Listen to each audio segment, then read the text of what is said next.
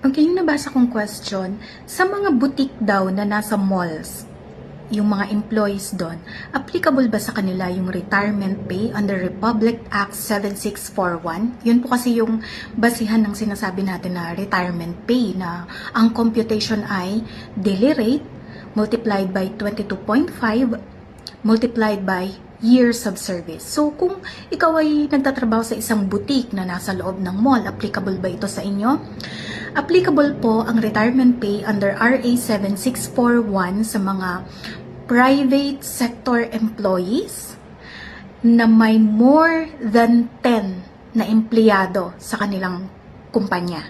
Okay? So, kung yung retail o service establishments ay hindi lalampas sa 10 ang empleyado, hindi po applicable ang retirement pay. Pero, what if, yung nabasa ko sa isang question, no?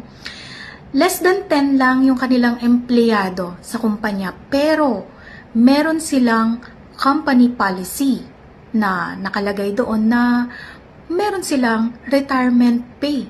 Pwede ba yon? Pwedeng-pwede po. Kasi, ang minimum na nakalagay sa batas, ibig sabihin doon, hindi po pwedeng bumaba si employer sa minimum na nakalagay sa batas. Pero po pwede siyang magbigay ng sobra pa sa nasa batas out of generosity ng kumpanya o ng management.